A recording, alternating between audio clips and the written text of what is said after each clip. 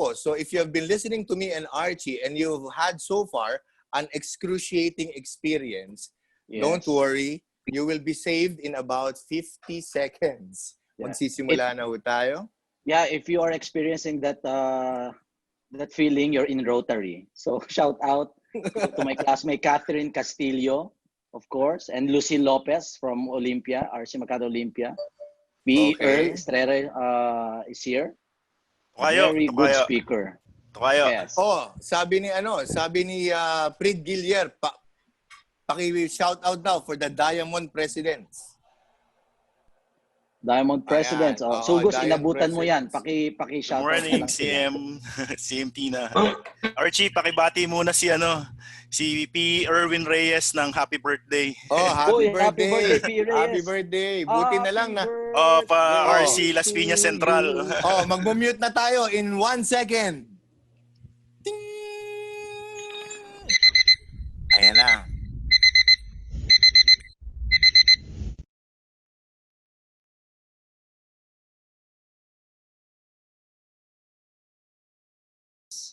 As we ended our district training assembly phase 1 this morning.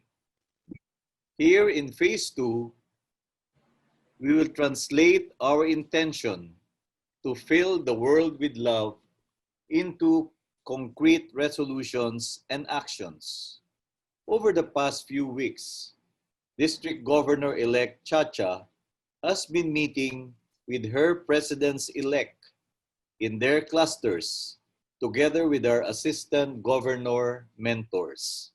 She has surveyed and gathered vital feedback on the challenges and concerns of our presidents-elect. To make this a fun experience, we will simulate a Rotary training event, COVID-19 Special Edition. Sit back and relax. Listen and watch. Our lead teacher is our Rotary Academy Executive Director, Charlotte Cruz of RC Makati San Lorenzo. To help you remember our lessons for today, she will use blackboard and chalk. Teacher Charlotte has divided today's class into 3 segments or 3 lessons. She will also call on several resource persons, our fellow Rotarians, and a guest from the BDO Foundation who will assist in delivering the 3 lessons. Oops, teka lang. Our director is telling me something. Meron daw phoned-in question from President-elect Dondi Valdez of RC Parañaque Poblacion. Dondi? All I need now is a webcam. I have a question for the panel. Our AGM has said that Governor Chacha wants our strategic planning for our club to be done by June 30 using the club planning workshop guide sent via Viber. It's lockdown right now and I have trouble accessing my members. Plus some of them are not tech savvy. So do you have any ideas on how to conduct a virtual meeting for this planning?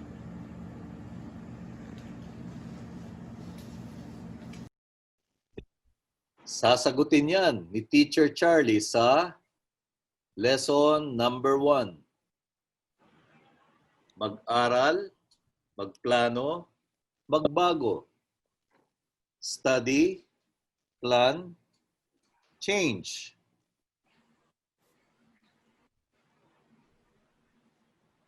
We need to gather together in our clubs to plan on how we will change the way we serve in Rotary, given the challenges of COVID-19. Let's now welcome Teacher Charlie. Sa classroom may batas, bawal lumabas o bawal lumabas. Pero pag sinabing nag-comply ka, na bawal lumabas. Pero may ginawa pa sa pinagbabawal nila. Inayos mo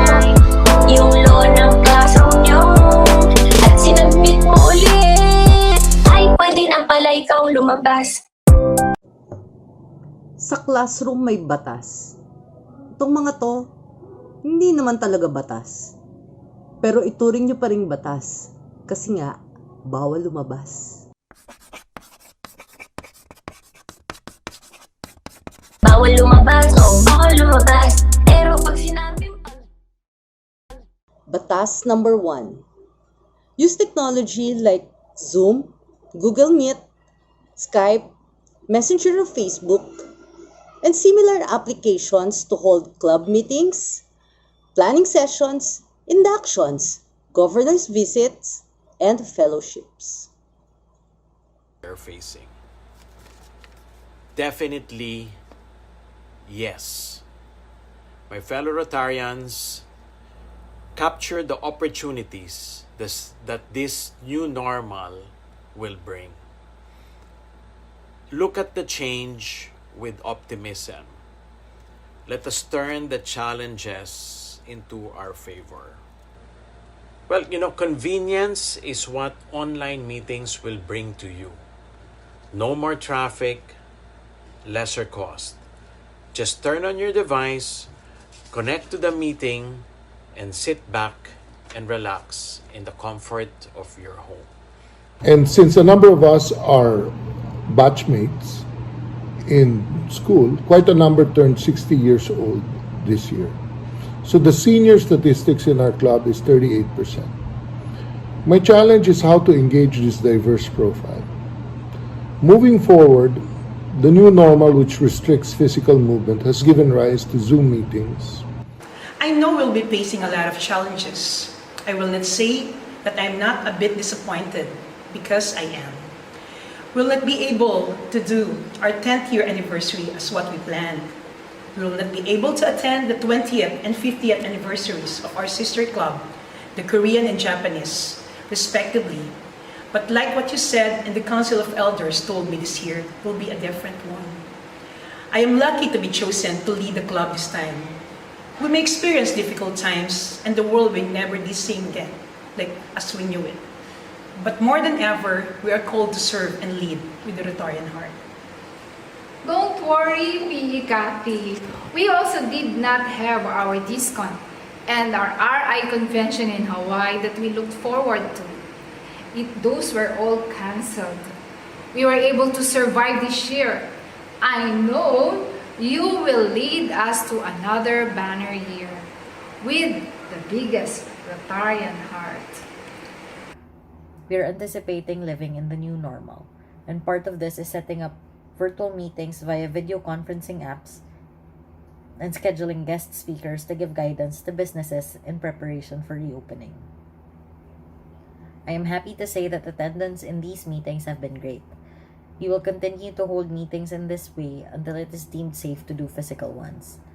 We have also decided to hold a no-frills induction, potluck style, somewhere inconspicuous like an office, also keeping in mind the number of attendees that will be allowed under the new directives set by the government. Other members and guests may join via video conferencing. bawal lumabas, oh, bawal lumabas.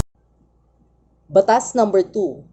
Expand your and your members' skills and digital knowledge through online trainings. Like this. Well, it may be challenging for some, but with proper guidance, Rotarians will adapt. Some of us know that PDG Tony Rufino is extremely low-tech, and he does not use a cell phone. Now, he is very active with online meetings. In fact, he operates his own iPad. And we in the district will help you with guidelines, implementation, and even help in supervising your meetings. Although some of our members are dual citizens, they have adapted well to the new ways of doing our project, as well as our meetings and fellowship. Our strategic planning is almost done, and for the first time, we are doing it via our chat group and Zoom meetings, and all the members are able to participate.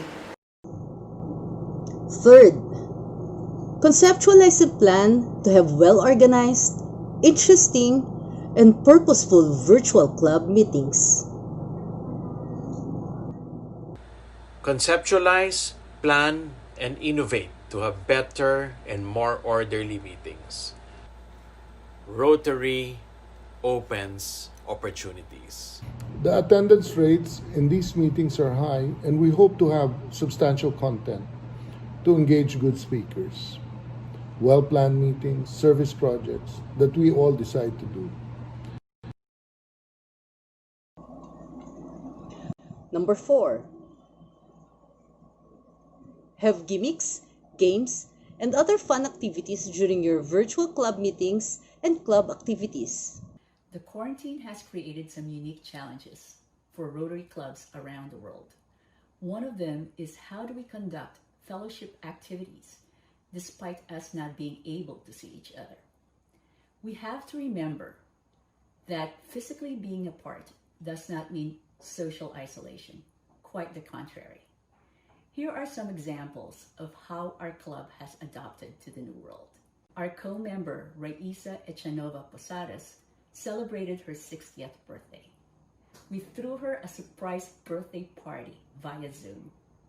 I personally live in Los Angeles, and another member, Dr. Hazel Zulig, is in Monaco, but both of us were able to attend this party. It was quite a wonderful time being able to share stories with each other, and in a lot of ways, it truly exemplifies that Rotary connects the world. As an example, the Rotary Club of Makati West, my club, has meals integrated in its annual dues. For the past 5 weeks, our president has arranged delivered food for all attendees of the meetings. We were impressed with the innovative idea. Batas na di batas number 5. Conduct joint meetings and participate in district meetings with high-caliber speakers and resource persons tackling relevant and interesting topics for Rotarians in general. In fact, with the help of some clubs, we will regularly organize multi-club meetings with high-profile speakers. Here are a few ideas. How about a digital Zoom fellowship party with another Rotary club from another country? Or perhaps getting a speaker from any part of the world. Try exploring some of these ideas with your club members, and you'll be surprised what you will come up with. Thanks for listening. Batas na hindi batas number 6. Review and analyze your membership profile. The Rotary Club of Makati Premier District will be 4 years when I start my term as president. Our total membership is 37, half of whom are charter members and the other half are new recruits. 22% of our members are below 40 years. Bawal lumabas, oh, bawal lumabas. 7th batas na hindi batas. Review and adjust your club policies on membership dues, types of club, model and types of membership. The convenience may also be a strategy in recruiting members. The e-club is a successful Rotary concept, and many best practices can be adopted to attract members. Look also into inviting former members, those who were struggling to attend the meetings. The convenience of online meetings also means less expenses, so membership dues can possibly be lowered. 2 days before the lockdown, we were fortunate to have our strategic planning. And in that meeting, we discussed, amongst other things, membership profile. We shall, however, recalibrate our approach and attract the kind of members that we will invite considering the changing times. It is a challenge considering we won't be meeting physically anytime soon. But as we speak, I'm formulating a specific approach per potential member. I'm hoping that limited physical meetings with the right protocol will happen when it will be medically safe. So I'll have the opportunity to commence regular club meetings, meet potential members, and visit service projects. Thank you, Teacher Charlie, and thank you, resource persons, for the very enlightening lessons that you have shared. So that was lesson number 1. Mag-aral, magplano, magbago. Study, plan, and change. I think we have another phoned-in question. This time, from the Rotary Club of Malanyag, Paranaque. Baka pwede mag-recess muna. Recess. O sige, siyempre, para enjoy tayong lahat. Recess daw muna, bago lesson. Sige, pakikwento lang, anong mangyayari sa recess natin? May prize yata yung principal. Uy, exciting ito, may premyo. Principal Chacha, where are you? Okay. Uy, galing. Sige, anong prize? House and lot. Wag naman. Okay, 5% discount to your governor's fund. Wow. Okay, game na po ba? Tingnan natin. Pinawin. Makati North. Makati North. Makati North. Makati North. Pinawin. Paranaque. Makati North. Come on. Oh, gumagalaw pa. Sige pa. Stop. Uy! More. And the winner is Makati Magila. My presence is required. Nandiyan ba sila? Wala. Isa pa ba, Dov? Nandiyan ba sila? Andiyan pa sila? Raise your hand. Ruel, are you there? Ralphie? Gov, ako na lang. Wala. Gov. Wala eh. Andyan daw. Okay, Marites. Marites. Rotarian Marites po. Tsaka CTCT Ed po. Makati North to. Yay. So isa pa, Go, para masarap naman yung recess natin. Congratulations. Kahit dalawa pa. Sige, isa pa. Sige, go. Isa pa nga. But this time, 1,000, ano ba yun? Coupon from Petron. Wow. Ayan. Tama, muragas ka yun. Okay. Hindi nag-increase kaya. Nag-increase na. Sana all. Walang expiry yan, Gov, ha? Walang expiry yan. With the card, with privilege card. Uy. Sino ba nag-iikot matanghina nung spin? Go,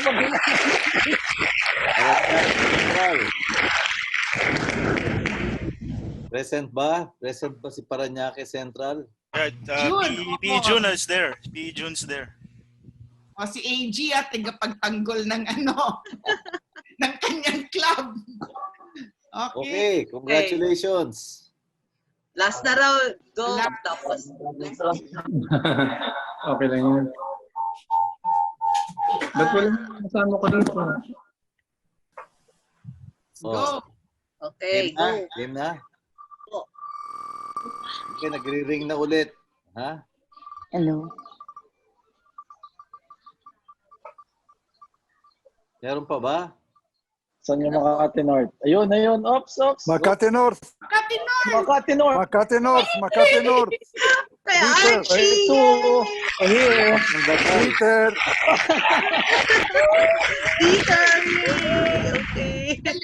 Dieter! Welcome. Hello. Gatian nyo ni Dieter. Hi, Golf. Kumusta?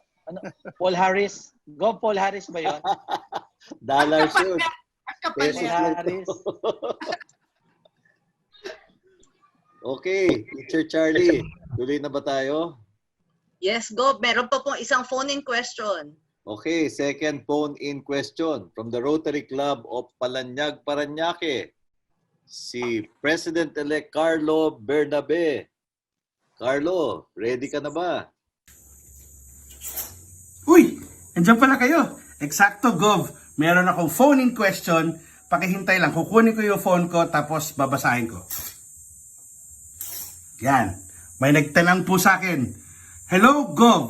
I was filling up the request for DDF funding for global grant and the district grant application, but I am unable to submit the Google Forms because we cannot conduct a community needs assessment, and we have no active foreign sister club because of the travel ban.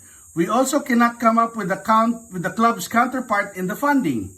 Many of our members were hard hit by the effects of COVID-19 and the ECQ. Many of them have said that they will mind their own businesses first when the ECQ is lifted. So, ang question is, how can our club implement our project to help our adopted community during this crisis? Thank you po. You, P. Carlo. Sasagutin yan ni Teacher Charlie sa lesson number 2. Pulong-pulong. Tulong-tulong. Gulong-gulong. Fellow Rotarians, let's pull our best ideas.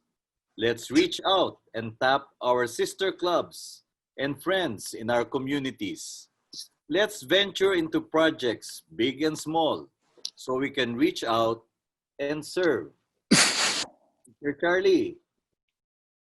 Balik tayo kay Teacher Charlie. Sa classroom may batas. Bawal lumabas o bawal lumabas. Pero pag... Batas na di batas, number 8. Stop. Reflect. And pivot your ways to serve. What about our existing or continuing projects?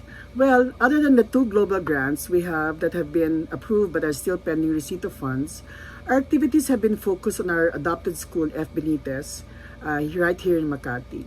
So with the lockdown, we obviously could not do any project in the school. However, this blank slate allowed us the time and the opportunity to embark on our massive PPE project. The lockdown provided us with focus and less distractions, and we worked almost 16 hours a day, every day. We were able to fundraise just within a week, and within the same week, we started very quickly. Later on, the main COVID hospitals came back. They came back with new needs, this time for machines and supplies to be used in the ICU. And that started a new cycle of sourcing and logistics. After all was said and done, we raised 13 million pesos in funds. We ordered more than 115,000 PPE supplies and equipment, and these were delivered to 80 hospitals around the country. And all these we were able to do just through Viber. We will go further and tweak the design of these lessons such that they will be standalone lessons that will need minimal supervision from teachers should the children need to learn at home. These video lessons will be very much needed during this time and beyond, especially as the Department of Education transitions into a flexible learning delivery scenario. Other elements like the teacher training will be conducted online rather than face-to-face. The design will also be adjusted to address teaching using flexible learning modalities. Other elements such as monitoring and evaluation and program management will also be modified. Learning continuity is very important. In August, when public schools open, physical presence in classrooms will be dependent on the situation in each locality, where anywhere from 15 to 20 children in a class could be physically present, or even none at all, meaning children would need to learn at home. Given this scenario, we are again looking at linkages with Knowledge Channel on how to use digital content to augment classroom learning, or for kids that need to learn in their homes or socially distant at barangay halls. With respect to other service projects, the same shift in mindset to the new normal is critical. But the lockdown was imposed. But as we accepted that things will not go back to how we did things pre-ECQ, we planned on doing them just the same, but in a very different way. Inayos mo yung law ng classroom nyo. Number 9. Find out what your members want and need by holding a club planning. With respect to other service projects, the same shift in mindset to the new normal is critical. Our service projects in our adopted barangay, our adopted school, and other communities will also follow the same mindset. And to gather more ideas for our service projects, we did two things. One was a membership survey on project interests, and two, a brainstorming session. And both of this with particular emphasis on COVID scenario of the new normal. Based on this, a spectrum of ideas came about, from essential relief efforts to addressing an environment of social distancing, sanitizing, and being more digital at work and school, and redefining new ways of how to make a living. It'll be my goal to have all new members in the last 2 years actively participate in all projects and activities by being members of committees. Ikasampung batas na hindi batas. Use your members' vocations, expertise, skills, resources, and networks or connections. The doctors in our club identified the hospitals that needed help and the kind of PPEs that they needed. And the group of club members handled the critical sourcing, another group handled the logistics, supply, and distribution, and one of us handled our funds. 11. At ito talagang batas. Practice the new safety protocol in everything you do. For now, being physically together when it is safe for everyone to do so, knowing and implementing planned projects under the new normal, and keeping the club intact are my checklists for success at the end of our term. Batas na hindi batas number 12. Engage your foreign sister clubs. By the end of my term, I'd like to see the 2 long-standing global grant projects completely implemented. And we'll find ways to engage our Korean partners, even if we have to do it digitally. It'll be my goal to have all new members in the last 2 years actively participate in all projects and activities by being members of committees. Fundraising will be a challenge, but we are thinking of new ways to raise funds in 2 phases. First, raising funds without contact. We have some ideas that are being discussed but not yet finalized. This actually happened during the COVID-19 lockdown, and it was not planned, just spontaneous. And the results were amazing. And phase 2, traditional fundraising, which we plan to do in the first and second quarter of 2021, which is the golf tournament and a movie premiere. Last week, despite the difficulty of being in Iloilo, for our partners, RC Onyang Central, to go there, we did our first online groundbreaking for our GG 1991136, the Bulak Integrated School. Our Korean partners were so happy in spite of the technical glitches. CP Rose said that they will be donating additional $3,000 for the computers, printers, LCD, and the school uniform of all the incoming grade 7 to 9. I'm so happy with the turn of events. Batas na hindi batas number 13. Partner with LGUs, NGOs, and other groups in the community. Okay, when we do partnership, if we are a civic organization or a non-profit, we usually look for similar organizations like another non-profit, another civic group, no?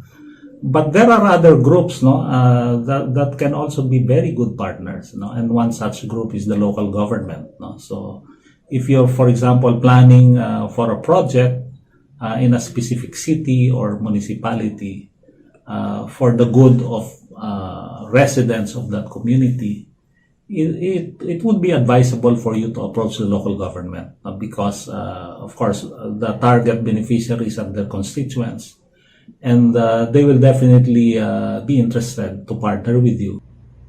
With the Education Global Grant involving Knowledge Channel, we're fortunate that the main element of this program, the video lessons, are already aligned to the new normal.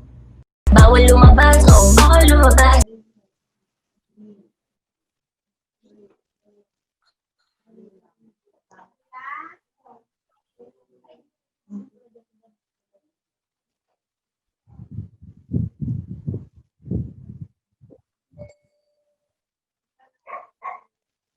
Ang dami na naman natin natutunan sa lesson number 2 ni Teacher Charlie at ng ating mga resource persons.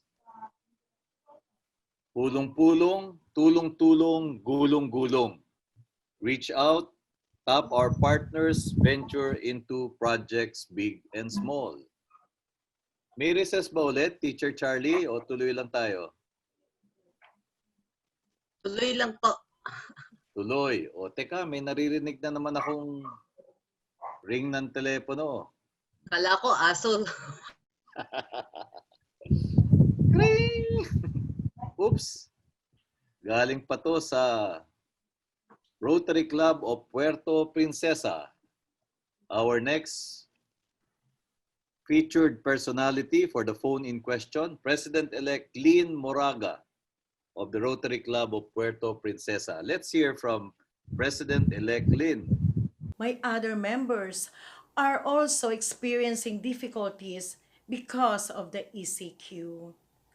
I don't know how we can sustain our club's operations if we have difficulties in collecting members' dues.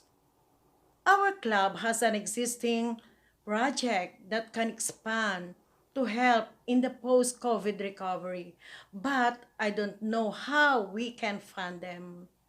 We cannot hold our traditional annual fundraising like musical concert because of the current situation.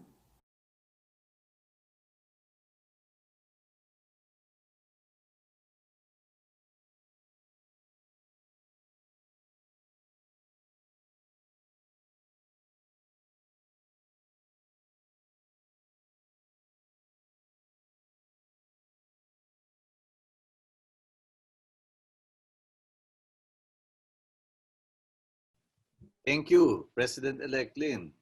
Sasagutin ang question mo ni Teacher Charlie sa lesson number 3.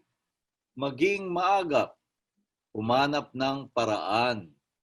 Do you remember a lesson we learned in grade school? If there is a will, there is a way. It's time to be resourceful. One Rotary PDG whose business was severely curtailed by the lockdown realized, why will I think outside the box? Why not think without a box? Oo nga naman, kaya natin ito.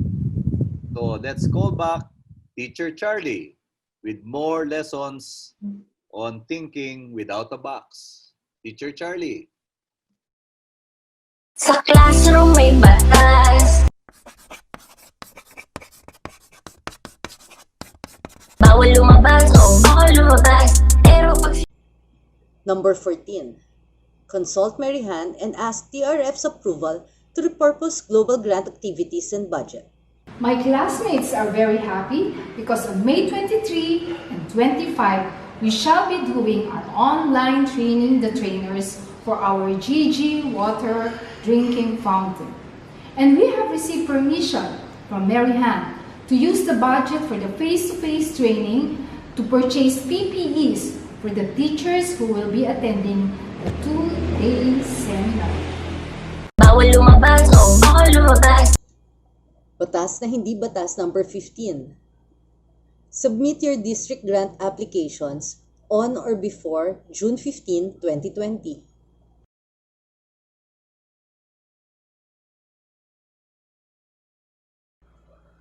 Set your fundraising goal and set a plan to achieve this. Number 16. That cost, the goal will also include the target amount, no? And so it has to be very clear. No? Say for example, for a feeding program, you want to generate a total of 1 million pesos. No? So that's very clear. 1 million pesos for a feeding program. No? Konti na lang. Batas na di Batas number 17. Use social media and other online platforms to raise funds. To give you a glimpse of what our club does every year, the Tournament of Champions is our trial by fire to the President-elect. Traditionally, the PE is the chairperson of the Tournament of Champions because it also serves as a fundraiser for their term. With the pandemic disrupting the whole world in its activities, we had to cancel it. We are now thinking of other ways to raise funds, keeping everyone's safety in mind. We are working towards holding an online auction and teaming up with businesses to help raise funds for the incoming term. The past presidents of our club have been of great help in forming these ideas and getting it to work within the parameters set by the government. Our main guide is to assure safety for everyone involved. The past president's guidance in many concerns that I have brought up has been invaluable, especially at this unprecedented crisis. Fundraising will be a challenge, but we are thinking of new ways to raise funds in two phases. First, raising funds without contact. We have some ideas that are being discussed but not yet finalized. This actually happened during the COVID-19 lockdown, and it was not planned, just spontaneous. And the results were amazing. And phase 2, traditional fundraising, which we plan to do in the first and second quarter of 2021, which is the golf tournament and a movie premiere.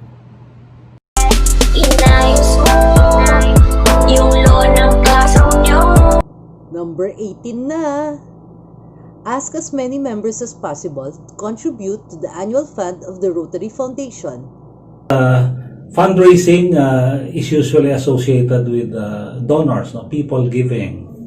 And when you say donors, the usual idea is people who have a lot of money to give to your cause. No? But many people do not realize that the real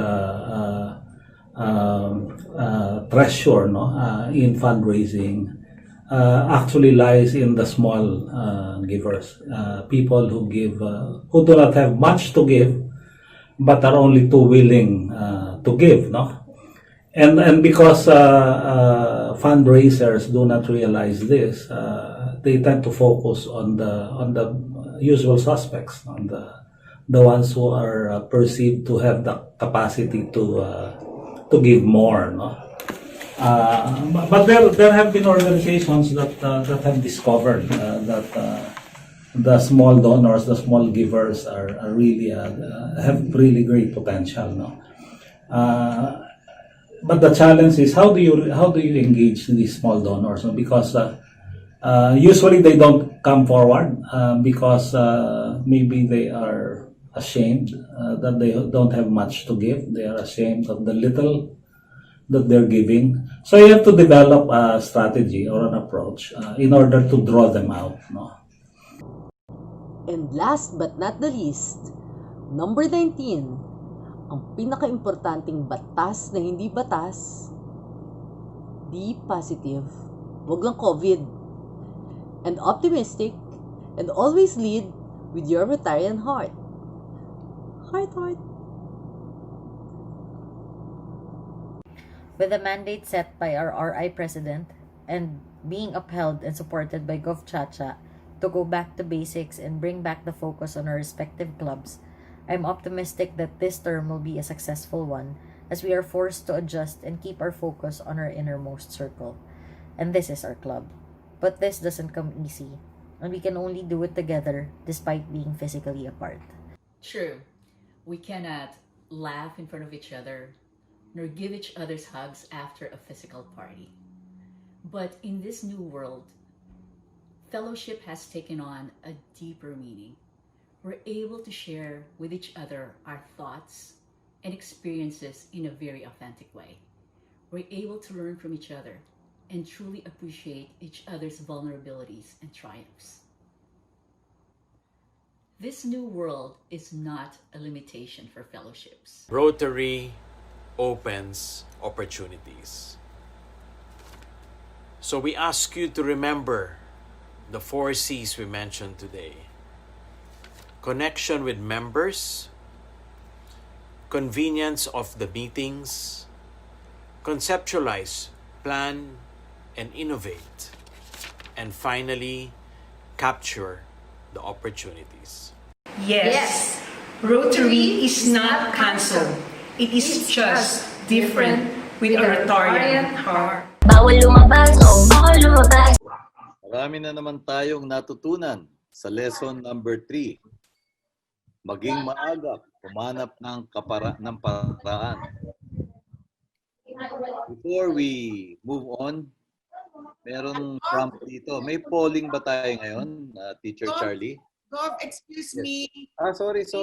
Yes. Teacher, I have an objection. Hindi ako yung kumakahol. Kasi naman, 19 is not my favorite number now, COVID-19. Ayoko ng 19. Bakit 19 lang ang batas natin? Sana 20 siya. So, because Ayusin ko yung batas ng classroom.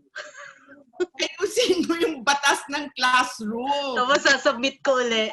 Sige po. Para pwede ka nang lumabas. At sinabit mo ulit. At sinabit mo ulit. This is the time to be revolutionary. Let's take the opportunity now to make Rotary ready for the future. I'm asking you, please, put everything on test. Frequency and manner of your meetings, your location, day, time, procedures, your events, selection of new members, fundraising projects, your projects, simply everything. Your club can become more attractive, flexible, and effective. Don't waste the opportunity. I would like to thank you for your commitment to our great organization.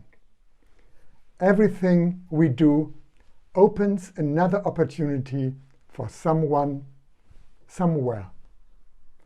Thank you very much and stay healthy. Sa classroom may batas, ay pwede na pala ikaw lumabas.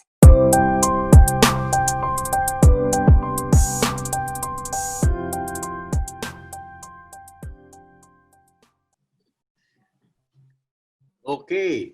Tandaan natin yung number 20 na batas na hindi batas from RIPE Holger.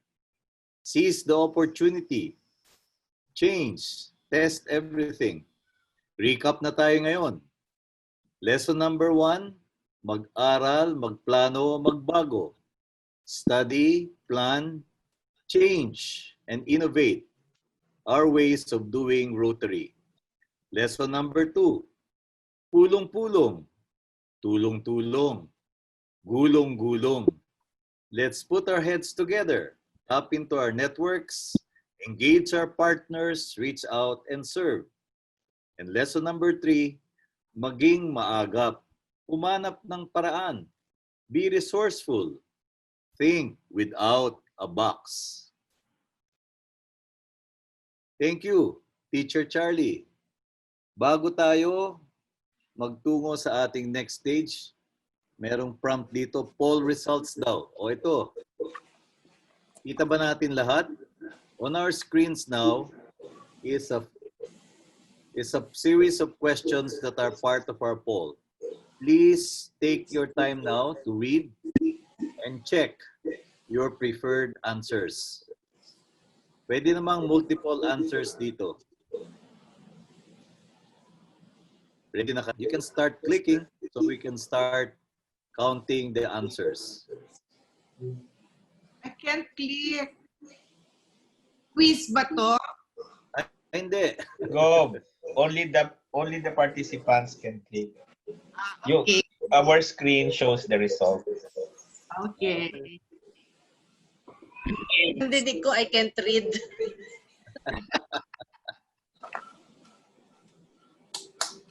Okay, sige. Please start checking off. Meron na bang sumagot?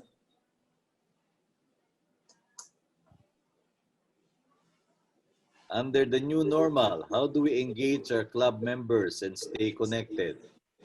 Paki-check nyo lang your preferred ways of engaging your club members.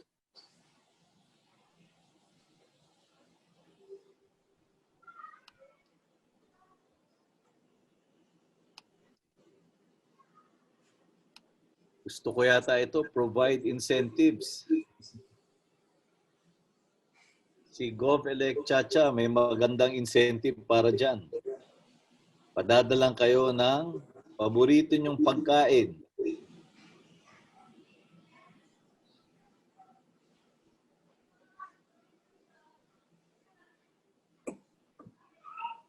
Meron na bang pumapasok na results or answers? Yes po, meron ako. Okay, siguro nasa number... Na-scroll up ba nila ito? Opo. Okay. Number 2, how can clubs implement community service projects? Nakakabilib yung mga clubs natin during the lockdown. Sobrang galing nila at sobrang innovative. No? They were really braving all the odds, defying all the obstacles, getting past checkpoints. Eh siguro naman ngayon na medyo mas maluwag, we can do even more, di ba? At yung question number 3, pinaka-importante. How can you sustain your club's financial stability? Umiiwas tayo sa positive ng COVID. Pero gusto natin positive yung club finances natin. O submit na tayo para ma-compile na yung resulta.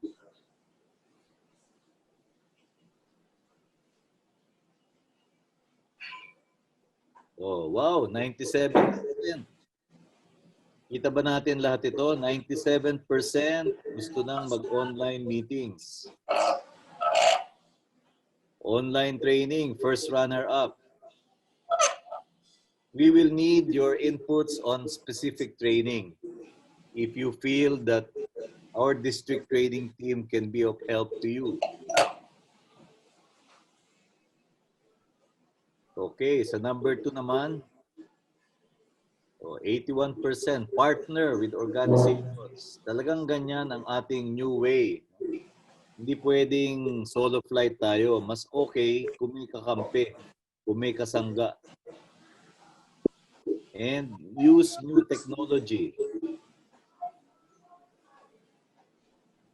Kailangan mabilis tayo sa pag-connect using the new technology. Pivot your club's signature project to be COVID-19 responsive. For example, no, marami sa atin may school-based projects. Siguro pwede tayong tumulong sa mga schools. Marami sa kanila ay nagpre-prepare for the opening. Ang problema nila, wala silang online materials. No? Siguro makakatulong tayo dyan. Number 3. Oh, ito, fundraising. Wow, 82%. Kaya natin inimbita si Mr. Mario Periquito.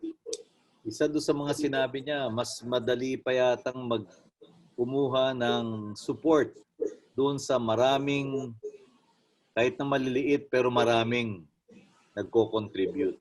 Let's keep that in mind.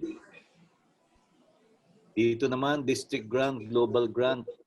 Gov, Chacha, Yes. Di ba katatapos lang nung grant management? Marami nang nag-graduate. Marami na. So, we're just waiting for your applications. Please don't miss this opportunity to have at least 40,000 pesos for a project. So, that's another opportunity open to you. So, please avail of it. Madali lang yung application form. And matutuwa si DGSC Mabel Esteban. And she will help you along the way. Oh, yan ha. You heard it from Governor-elect Chacha. So, tapos na yung ating poll quiz. We are ready to move to the next exciting part of our Phase 2 DTA. To brief us on what we will do next, let me introduce our Deputy District Trainer from the Rotary Club of Makati, San Lorenzo. Let's welcome Marisa Camacho. Marisa? Thank you, Gov. Sunny. Magandang hapon sa inyong lahat. O nag-enjoy ba kayo sa District 3830 classroom at sa mga batas na hindi batas? At this point, we will be divided into breakout rooms. And Zoom will do that at random. So hindi na tayo magdi-divide by club. You will be divided at random and Zoom will automatically bring you to your breakout room. Pagdating nyo sa breakout room, it's possible kasi at random na tayo that there might be 1 or 2 volunteer facilitators. So mag-assist na lang yung dalawa, no? Help each other in facilitating the group. During this breakout session, you will have the opportunity to reflect and discuss those lessons, yung mga tinake up natin sa classroom, and the insights that we heard from our resource persons. We will have 30 minutes for the breakout session. Please designate someone to take notes. And the notes are really, or, you know, since iba-iba ng clubs ang magmimix sa isang breakout group, it's maybe good for you to take some notes so that you can input these ideas to your own club's annual action plan, or you may want to share the ideas with your members who are not with us this afternoon. You may wish to also share your notes with your AG and your governor. After the discussion, please agree on your group's hashtag. So as a group, yung magkakasama sa isang breakout session, ano ba yung hashtag nyo to remember our DTA 2020? Or what hashtag would represent yung hugot ninyo dito sa ating DTA? After 30 minutes, you will be transported back to our plenary room where we will have our synthesis. So, klaro ba yon? So ngayon, mixed group tayo sa bawat breakout session. And most likely, there will be at least 1 volunteer facilitator who has the questions with him. But anyway, kung sakaling walang facilitator doon, we basically want you to discuss among the ideas that have been shared, among the batas, lessons that we heard today, ano yung pinaka, what was it that you liked the most, or what do you remember the most, and why is this important for you? And then discuss also how you can use these lessons to move forward with your club's service and with your club's strengthening of your own operations. Before we move to the breakout rooms, I would just like to share with you a quote from Martin Luther King, who said that not everybody can be famous, but everybody can be great. Because greatness is determined by service, and all of us can do service. So, okay, Charlie, papuntahin na natin sila sa mga breakout rooms. Yung mga documenters, paki-send lang. No? Paano ba, Charlie, yung mga documenters? Kanino isasubmit? Sa text lang po. Dito sa chat lang sana. Pero okay na rin po kung naisulat ko na ng ano. Okay na rin po dito. Hindi yung ano. Sige, aside from the hashtag, yung mga documenters. Kasi kanina, sabi natin, sa inyo na lang dahil clubs. Yes po. Kasi, unless they want to share to their AGMs and to GovChat. O sige, Giselle, yung aming documenter, paki-share na lang kay sa AG, no? Very interesting yung aming chat or breakout room discussion. Sir, sorry, saan po ipapadala? Sa AG, Assistant Governor. Okay po.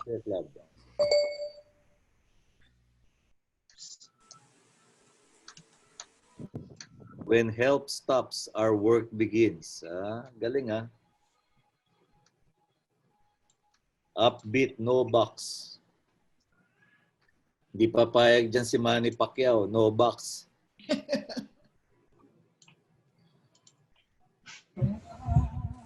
Gob. Yes, go ahead. Manny. I facilitated different clubs eh. Oh, sige. So we decided na we just report to our own clubs na lang. Okay. What we discuss. Kasi iba-iba. Actually, there's no two attendee on the same club. Iba-ibang club talaga. Nine guys with different clubs, no? Sige, basta makaabot lang sa mga kinauukulan ang natutunan. Thank you, Manny. I would just like to thank CP Danny who was there in the group. Okay, thank you. And hello to Admiral Danny. Recreate and evolutionize. Ba? Ang ganda nun ah.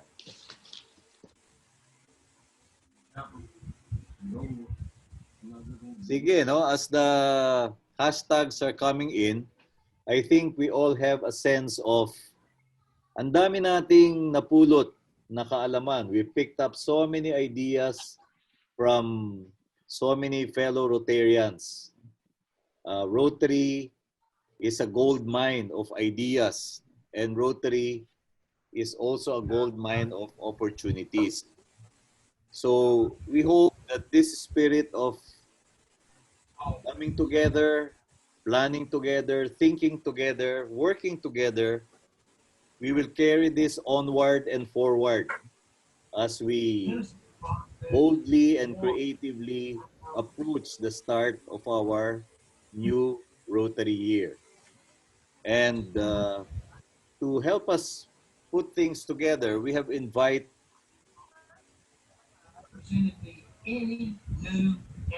from Rotary Club of Makati, Guadalupe. He will share with us some inspiring thoughts. So let me now call on President-elect Estrella. Okay. Thank you, PDG Sunny, and hello, everyone. Hello. Okay. As a new PE or as a PE club experiencing this crisis, and I think I can speak for the other PEs as well, we can fall into a trap of uncertainty. We can fall into a trap of complaining, comparing, into thinking that this is probably the worst year ever due to COVID-19. And it could also go on and say, it had to be me. It had to be on my term. And because of this, I cannot do anything. I cannot do anything. Allow me to share with you what I realized, that it is something very important. And if there's something that you will remember out of this message, I hope you remember this. It is that the crisis does not cancel your calling. Let me say this once again. The crisis does not cancel your calling. I believe that it's by no accident that we are all Rotarians, that we are exactly where we are right now because we are called to serve.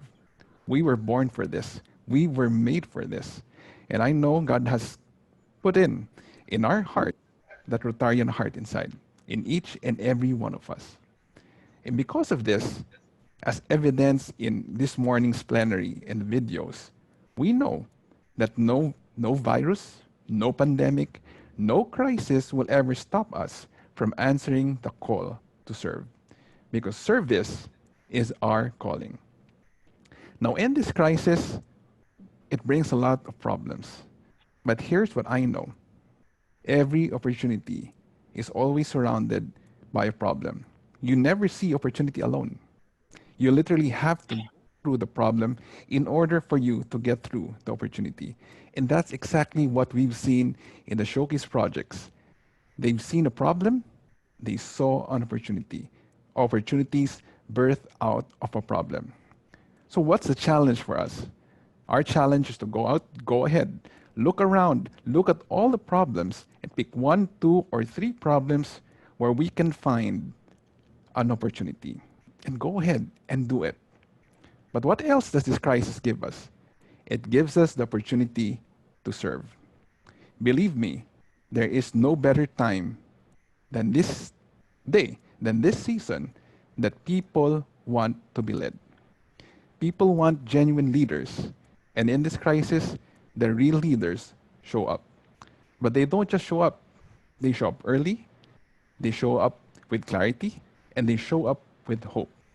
These are the kind of leaders that are authentic enough to say, I don't have all the answers. I don't see all the answers, but I do know where to bring you forward.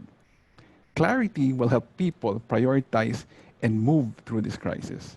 And the role of leaders such as us is to bring people through the crisis and come out better because of this. And this is the opportunity that's been given to us. And here's another opportunity. Crisis extends creativity. Crisis requires me and you to look around and say, we need to do new things because what is normal is not normal anymore.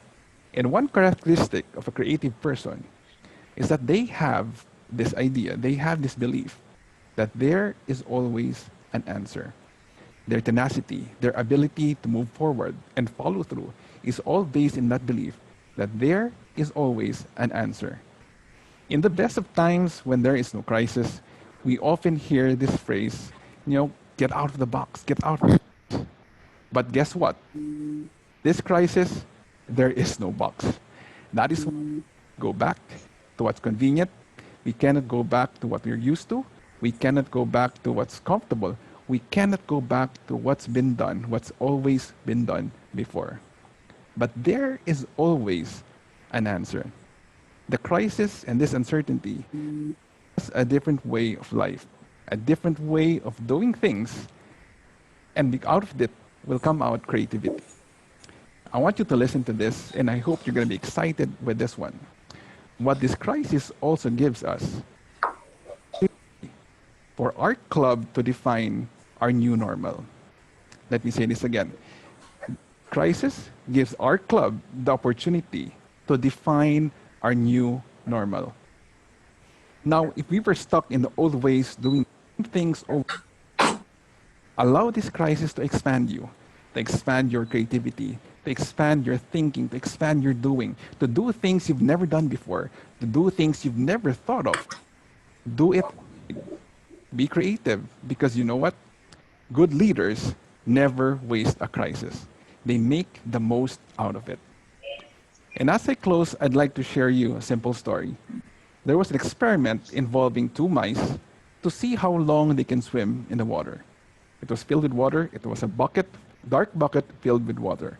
When the first mouse was dropped into the bucket, in about 30 minutes, the first mouse started to drown.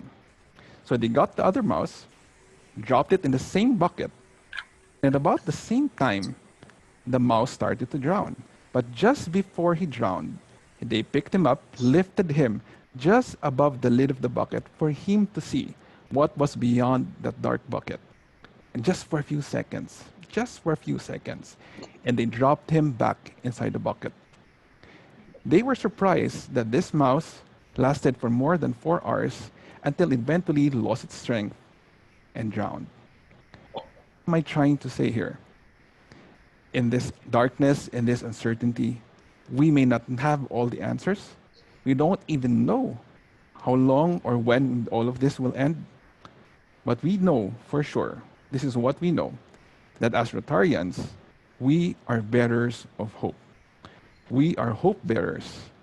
And that if through our projects, if through our service, the people and the communities that we serve will be able to see a glimpse of hope, a light in all this darkness, that might just be enough to get them through this crisis. And let me say this again. The crisis does not cancel your calling. It gives you the opportunity to love, to serve, and to lead with a Rotarian heart. Thank you. That was truly a wonderful and inspiring message, President-elect Earl. Now let us call on our leader, Governor-elect Chacha, for her closing remarks. Thank you, Gov. Sani. I hope all of you enjoyed our DTA experience. It's really different, diba? It's very unique experience. And I hope you enjoyed it as much as we enjoyed putting it together and preparing for it. This morning was a little drama. And this afternoon, the phase 2 was a little of comedy. So if you shed some tears this morning and laughed this afternoon, I think we have been quite successful in preparing, and we're successful with our objective. To be honest, just at the start of the quarantine, I was really feeling self-pity. Parang why of all time, of all Rotary years, I have to take on the leadership of our district in this time. But then I just realized I have to stop thinking about what could have happened and what might have been. But instead, I am now focusing on what is happening. I am focusing on now. So we try to make decisions and adjustments fast, and we're decisive and thinking, and well, we're reflecting on all the things that we can do to carry on. So there may be a lot of changes that we have to do, and that's what our RI President-elect Holger is telling us, that we have to adapt, we have to change. But I know that there are two things that are and number one is Rotarians adapt. Number two, the kindness in Rotarians' heart is there and it will remain there. At the start, even before COVID, I have been telling my presidents-elect and the district officers that this year we will focus on strengthening all the Rotary clubs in our District 3830.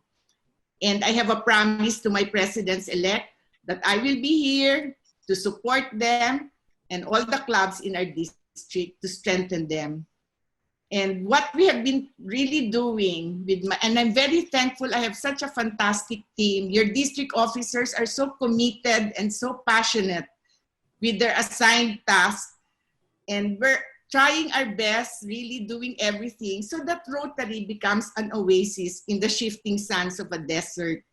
I want really Rotary to be a feel-good place for everyone, not an additional burden during this already difficult time.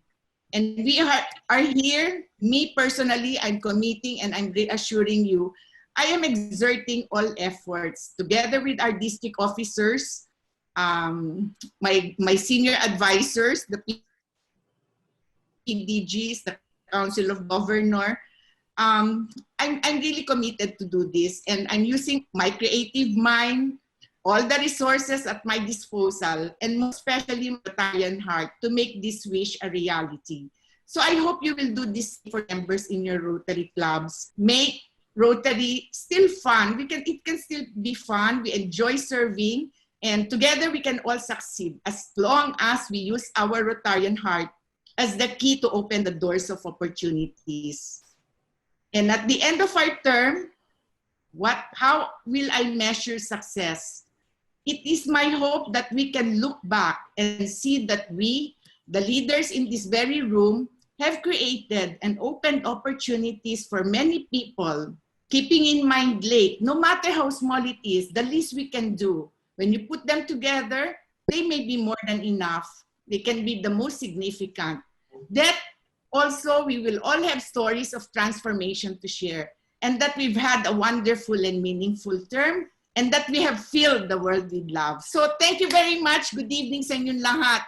I will see you on July 1.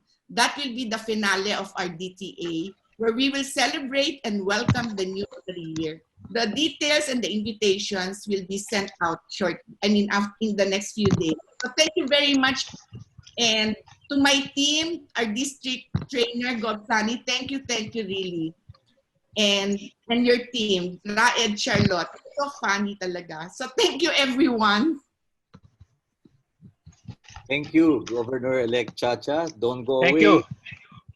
We will still hear the District 3830 Chorale sing our theme song, Fill the World with Love.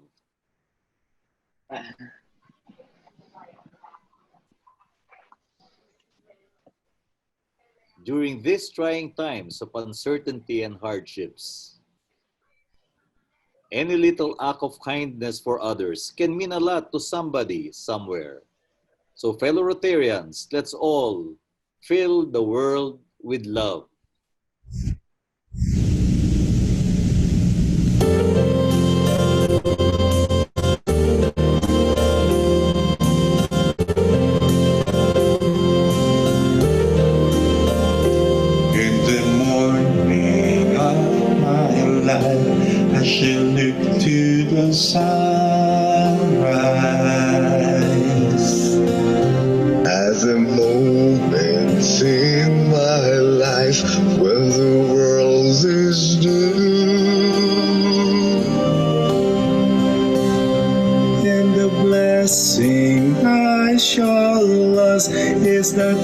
God will grant me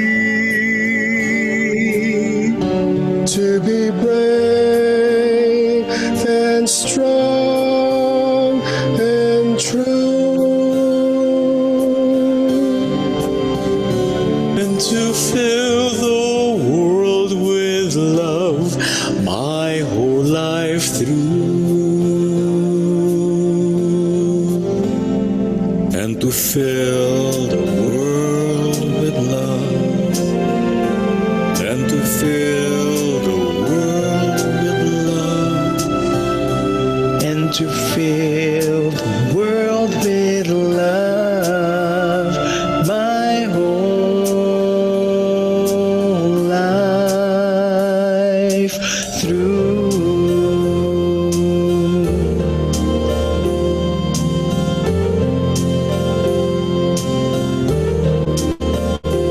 In the evening of my life, I should look to the sunset. At a moment in my life when the sky is blue, and the blessing I shall ask shall remain unchanging. To be brave and strong and true, and to fill the world with love my whole life through, and to fill the world with love, and to fill the world with love, and to fill the world with love my whole life through. In the evening of my life, I shall look to the sunset. At a moment in my life when the night is through, and the question I shall ask only I can answer. Was I brave and strong and true? Did I fill the world with love my whole life through? Did I fill the world with love? Did I fill the world with love? Did I fill the world with love my whole life through?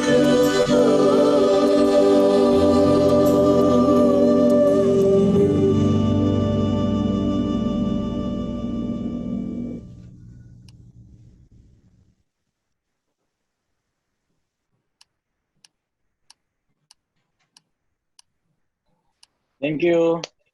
Thank you. Thank you, everyone.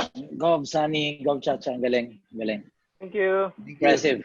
Congratulations. Thank you. Yeah. Congratulations, Chacha. Impressive. Yeah, Congratulations. impressive. Congratulations. Congratulations, PDG Sunny. Thank you. Thank you. Galing, galing. Chacha. Thank you Congratulations, Gob. for the very good effort. Congratulations, we finished it. Thank you, Gov. Thank you, Sunny. Thank you so much. Thank you, Gov, I stayed for 2 hours. Hindi siya- Thank you, Gob. Galing. Thank you. Galing. Thank you, Pep. Thank you, my Governor Congrats, Sonny. Gov and Galing, team. galing, galing. Thank you, Congrats. Dieter. Excellent. One more session to go. Thank you, Gov. And everyone. Thank you, Gov. See you July Thank you, 1, Gov. everyone. Okay. Yes, ma'am. Bye-bye. Gabriel Chacha. Yeah. Okay. I'm still here, Gov.